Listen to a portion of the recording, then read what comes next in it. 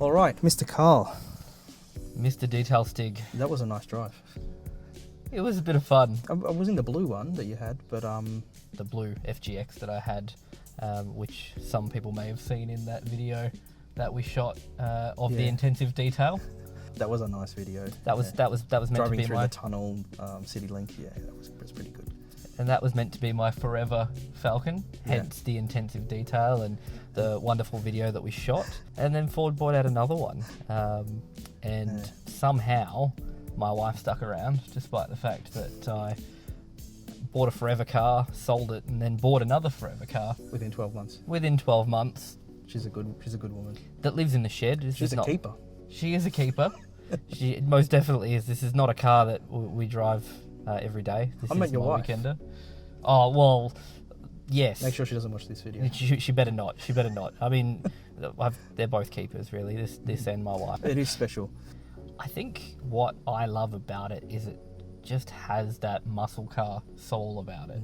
This is stock, isn't it? Yeah, absolutely stock. So those sounds that we're going to play, or that we have played. I mean, at most I've disconnected the bimodal, so the bimodal valve is open throughout the entire rev range. What's the car worth? What did the car cost? This on road was $65,000. $65,000. You tell me another car that's this size that has this power and delay. You know what this has, right? But I mean the substantial stuff that this has, because Bluetooth and a little bit of functionality. They're not really worth any money, right? They're like nice add-ons, and they might sway some people to buy one car or another, which I think is silly. You either need a car that can do that, or you don't. We were cruising around pretty comfortably too. We were each in a comfortable seating position. And if you've got, like, you can put four big boys in this, and they're all comfy, right? And you've got that kind of power, and that. What else are you buying for $65,000 apart from a VF2? There's not much, right? You're not buying anything from Europe that's got all that. I mean, they're nice cars and they've got all that functionality, but there's nothing coming anywhere near $65,000, right? I guess this is where the excitement over the Kia Stinger comes from, because Holden and Ford have left this gaping hole in that price There's a bracket. vacuum there, yeah. And that's where it is sad that we lose sort of the local car manufacturing industry when you look at the value that was offered, and really what this car's missing in terms of development is just really because its days were numbered. You know, manufacturing was going away.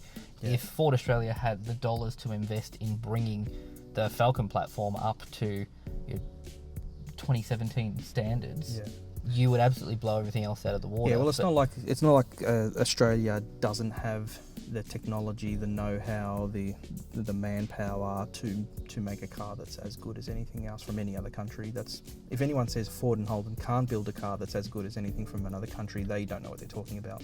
We have the engineering here, we have the smarts here to do it. And I don't want to get too political, but it is disgusting that they let it. I mean, I don't know of any other car company in the world that isn't helped along by that government of the country that it operates in. Particularly in Germany. All the German manufacturers are helped along a significant way financially by the German government. I'm pretty sure every single American car manufacturer is. I mean, Tesla is. GM was bailed out. Ford, I'm sure, had a bit of cash flowing in from the government. I don't think there is a car company in the world. Renault, the Italian car companies, every car company is kept afloat by their government, the local government.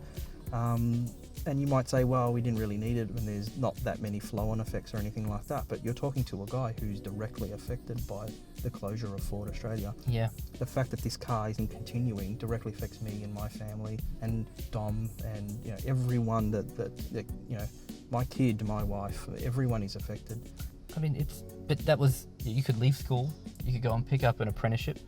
Close friend of mine, his dad started on the factory floor, sort of came to Australia and started working at Ford and was working on the line, and Ford trained him up and he's an engineer. So now he's working on developing these global cars. And those days are gone where you can walk into a business like that, start literally sweeping the floor, and work your way up and be trained, and live and breathe this product, this brand as part of your career. And that's sad that we lose that. And giving people jobs that they love too. I mean, if you want to be involved in the automotive industry and you want to work in Australia and live in Australia, it's tough going. You don't have a career here. You have to go elsewhere. Yeah, it was pretty. That's sad. It was pretty emotional. Don't you think we could have done something? Merge the two companies together, merge Ford and Holden and Ford together, and I know we've had this conversation before. Just something, make one electric car or whatever it is, but just for God's sakes, keep one Australian automotive product going. My point is, it was an option. You'll have some photos of your first kid in the back of this too. Well, yeah. I mean, that's when the car's new. When the car's new. I love those photos of me with my dad when he had his cars through the, when I was little. Well, actually, I've got a photo. There's a photo of me so my nono had an XC Falcon 500. Yeah. And there's photos of me about 12 months old sitting in the driver's seat. And I look at that now, and that's one of the coolest photos I've got. Yeah. Because you grow up and God, if I could have that car now. Yeah.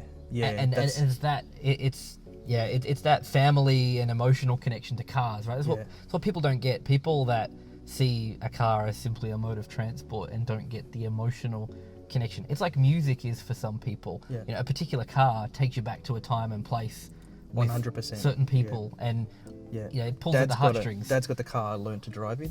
Yeah. And every time I get in, it's got that smell on that, and all the buttons, and it just takes you brings back. me back to when learning how to drive with him, and he's also got a Eureka. Oh wow! When I was little, and I would kill to have, if I could find that same car in the same color and everything. That car, whoever's got that car now, I'd kill to have that now. Yeah. So keep it forever. Absolutely. This is going nowhere. Keep it for little Damien. DJ, mate. Thank you for coming for a ride. Thank you. I really appreciated it. Yeah. The last one too, but this one was super special. And we've got some sounds for you. Some really cool sounds for you. I'm looking forward to and some nice video. Seeing this video. Yeah. Thanks, mate. Thank you, mate. Thank you very much. Hi guys, welcome to Friday the 17th of November, and we're here with Dom's replacement. Hello, I'm Dom's replacement. Cheers, Carl. Cheers, Damien. Thank you very much for riding that. I've been waiting for a while. It has been a while. It's been a year? It's been about 14 months. Yeah, I really loved it. Yeah, it was good fun. It's always fun just being able to have a couple of good friends in the car and just go for a bit of a squirt. Yeah, it's good. Dom was giggling in the back there. Yeah, Dom got pretty lively there. That's why he couldn't make it. He's got a couple of cool machines. So for him to be excited like that is that's genuine. Yeah, He's got some fast toys. And fine meat. He's going to have tomorrow some very nice stuff. Yeah. And he's out. Dom's out, as you said, procuring quality small goods for tomorrow's sausage fest. I hope to see most of you guys down there. You're coming? You're going to try and come? I know you can't make it. Oh, look, if Dom keeps his word of some fine small goods, I'll do everything I can to be there. All right, let's get stuck into it. We have an email. The first email I got is from a guy with the best name. I think it's an alias, but if it's not, he has the coolest name ever. It's from Max Powers. Max Power. You're a Simpsons fan, aren't you? I got it from an air conditioner. Was it from an air? I thought it was from a hairdryer. Oh, was it a hairdryer? It was a hairdryer? I'm apparently a Simpsons fan, but yes, you got it from a hairdryer. You don't collar with Max Power. You strap yourself in and feel the G's. Love it. It says, hello, Detail Stig and assistant. Well, it's Carl today. Hello. Hello, Max. Loving the show. Please, please, please don't cancel it. We said we were going to cancel the show, and we didn't mean it, but we said it could be... well, it will run on a weekly basis until the end of the year. And because you've been with us for the last few hours, you've seen how much work has gone into this. There's a lot of work. I mean, this is not our first beer. There's about 3 empty slabs out the back. It's hard, thirsty work. But we cannot do this every week. No, no way. And especially now that, because it's a seasonal business, now we're getting into summer, it's going to be full on if we have to upkeep this. Yeah. But he says, I have a stupid question for you, which I don't think is stupid. What type of lighting is best for seeing swells? I'm building my dream garage now and I'd appreciate your advice here. I want to be able to see imperfections. I don't want lighting that makes the car look great, which is cool. Yeah. We know how to do this.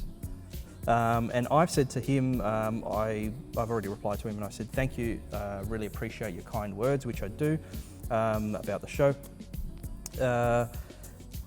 Just a little bit about the show. The show's not viable in its current format, but we're working on getting it to you probably monthly in the new year. So we need a little bit more time to put these together, especially in summer when we're very, very busy. For his lighting question, lighting for imperfections means you need harsh light, not soft light, nice light. You need you need a single light source. So you don't need something with multiple bulbs or multiple LED beads or anything like that. You need something with one point of light, and the smaller and brighter that point of light is, the better. Because if you're flooding a surface from many angles with light sources, you start to, I think we talked about last week, we talked about a scratch being a V or a U shaped. Yeah. And as the light comes in, it hits this side of that gouge, it casts a shadow on the other side, and that's how you see that imperfection. If it doesn't cast a shadow, you don't notice the imperfection. So that's why you need one light source, so that we can cast shadows on the imperfections and you can notice them. If you've got a soft light source like the long fluoro tubes, they wrap the light around and they just flood the surface with light, and you just can't see those imperfections. So single light source, very, very important. Don't use too many lights. So not only one single light source, but don't put too many single light sources in the area, because then again you're flooding that surface. 5,000 K temperature. That was going to be my question, but is temperature important? Temperature is important, yeah. And we'll expand on that in the new year, actually. Going to do probably a whole show just on lighting. Great. On the back of this, actually, this gave me an idea, and I thought this is important, we should expand it out to a whole show, but we'll do that in the future when I can put some notes together. So aim for a 5,000 degree color temp, and don't shoot the lighting through any kind of diffusion material. So if you're buying a light that has a cover and the cover is soft and diffuse and broadens that beam, then you're going to flood the surface again. So something's real harsh, and if you have a look at our Lucian, you'll see that it has a single light source, has no diffusion in front of it, and that's why it's so good and so unforgiving and reveals imperfections easier. So I would recommend something like metal halide. They're pretty cheap to run, they're cheap to buy. LEDs, if you can get a single LED bead light, which I think is hard to come by. What do you use at home? Well, I use a Lucian. I use a Lucian mainly, but I also have the, well, you probably won't use this in the show, but the one that I bought from you, what is that? Looks like that one?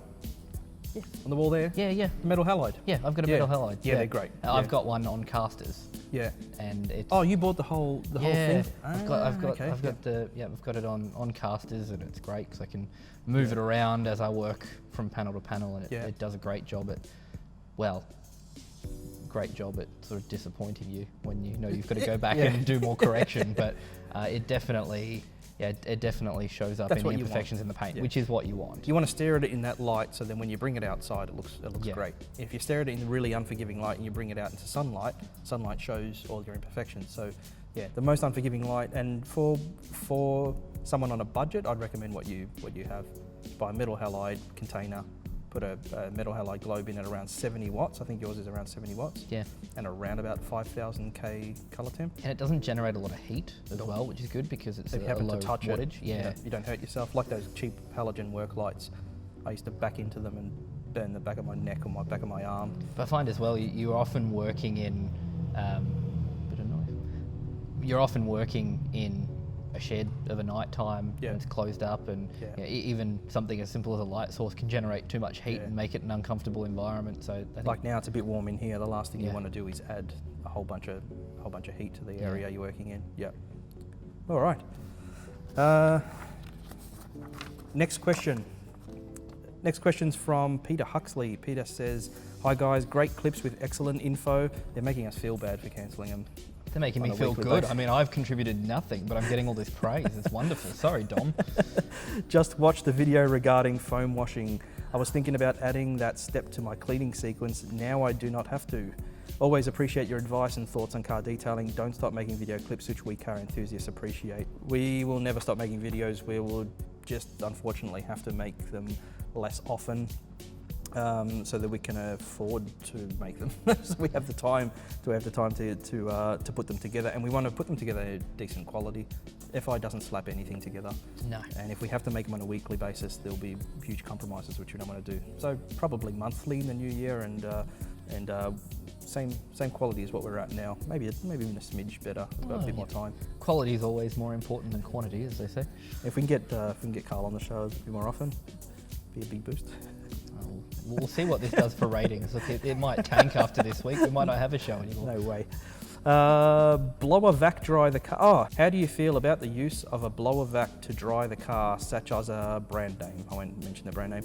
Blower vac dry the car, followed up by a cloth drying in door jams, etc. Then apply full metal jacket spray wax. From what I have seen in the land of Google, it would be a benefit, especially for drying the wheels and mirror cavities.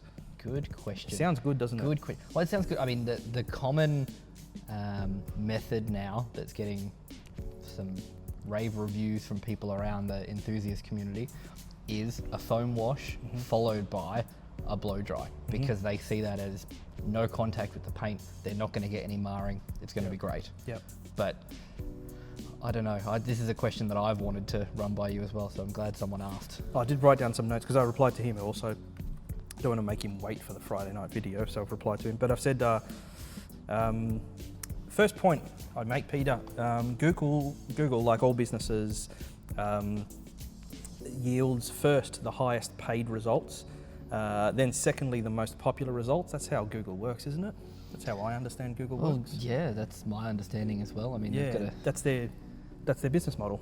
They're selling targeted ads that are picking up keywords at the end of the day. Yeah. So Google is great. It's a great service to have, but it's not the best for doing research if you're after the truth, I guess. Yeah. And it's not that Google's lying or Google's not giving you the most accurate information. Google thinks it's giving you the most accurate information because it's very popular.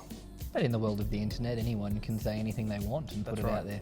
So yeah, the Google's not the best for finding information, especially about car care, because there's a lot of misinformation to chew through. And I tried to search for some of our stuff, and it's buried. You can't find it, and it is what I believe the most accurate stuff, the most accurate information. Blower vacs are useful. They can be useful.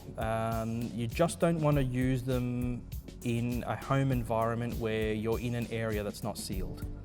So when your car's wet, that's when it's going to be most susceptible to collecting dirt, right? A wet surface will become dirtier quicker than a dry surface. We learnt that from hospitals, making microfiber for hospitals. So you want to make sure you get that surface as dry as quickly as possible, and we found nothing dries a car faster than mechanical action with a waffle weave drying towel, right?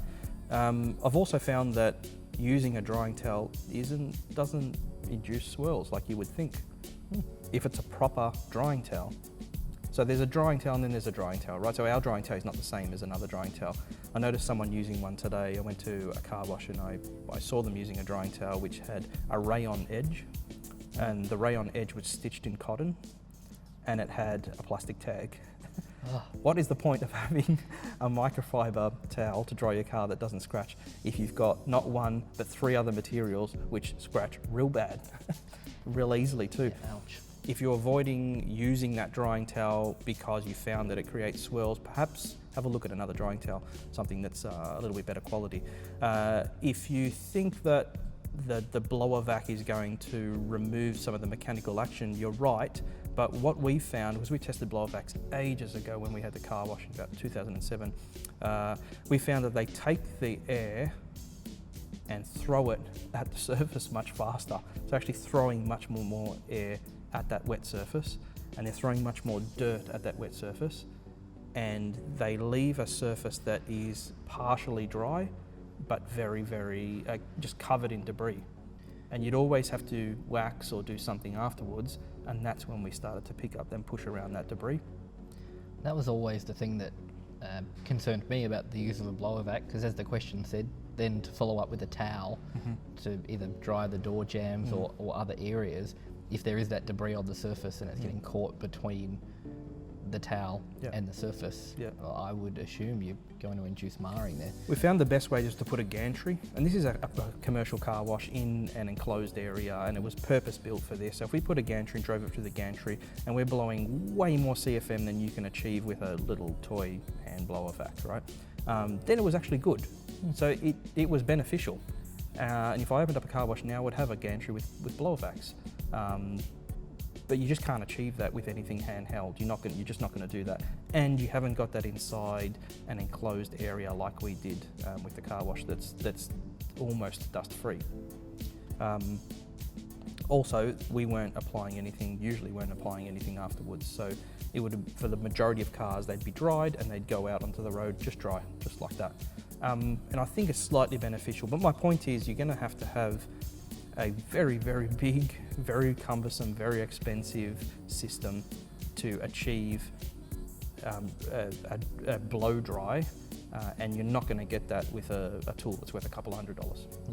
Yeah. We found that those blow dry units were just pushing more debris onto the surface. And if you're doing proper car care, you should be putting some kind of wax on top, it's like a maintenance wax, like full metal jacket spray wax on top of your full metal jacket paint protection. Yep.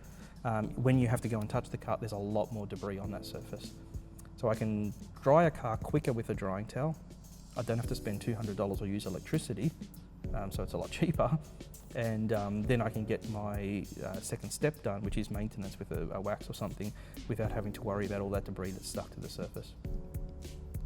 This is a little off script, but in terms of that maintenance step, adding the spray wax, how regularly should that occur? Like, is that something that should be done every time? Is it an issue if you don't do it every time? Well, you don't have to do it at all, but I do it every single wash because I just like the way it feels. I mean, we tried to stick some sticky tape to your car and it just wouldn't stick. No. That's what you want, don't you? You want stuff to not stick to it. Yeah. How often do you FMJ over the top of your paint protection?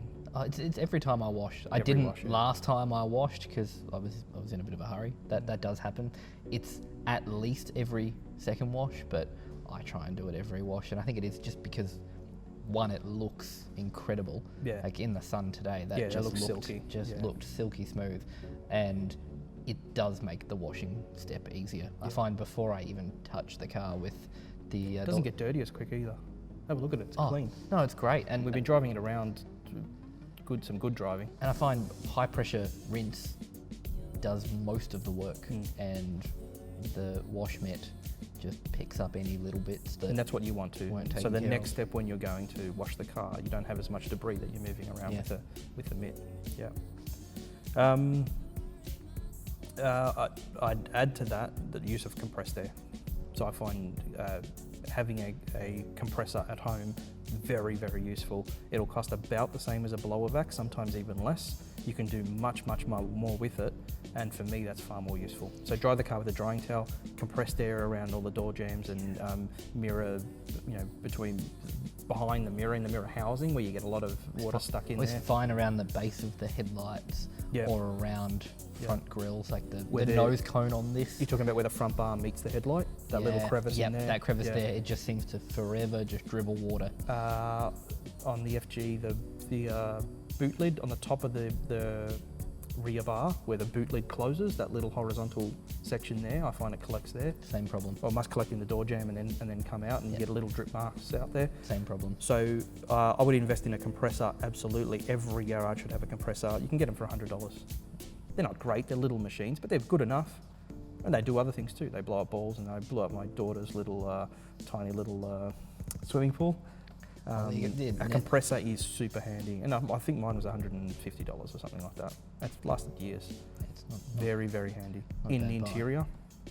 Like vents? Vents and just, blowing out the seat rails, the little things that bypass. I've got a little sock between the... Coins and French fries, that's probably French the most fries. common.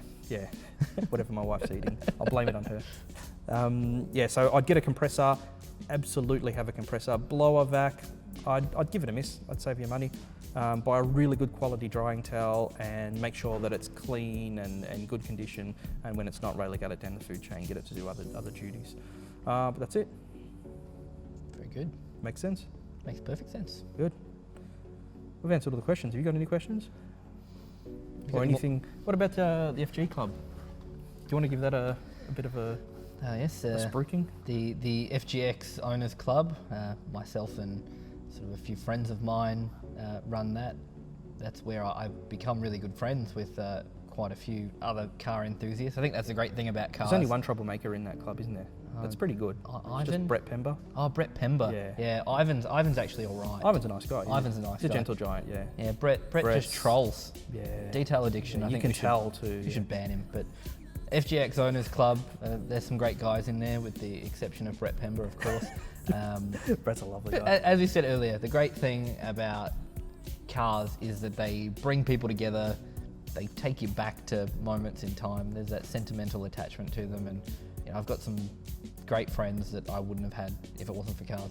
Yeah. Yourself included. Yeah, We you, yeah. John, Yeah. Kerem, Brett. Oh, well, He's fast becoming- Kerem and Brett are a bit of a question mark, but look, for the most part, great people you meet through cars. They don't watch this show. All right, call it a day. Call it a night. Yeah, I'll see you tomorrow for some fine small goods. Hopefully, I would love that. Mate, thank you for having me. Thank you. Night, guys. See you guys. That's it for Friday, the 17th of November. See you next time.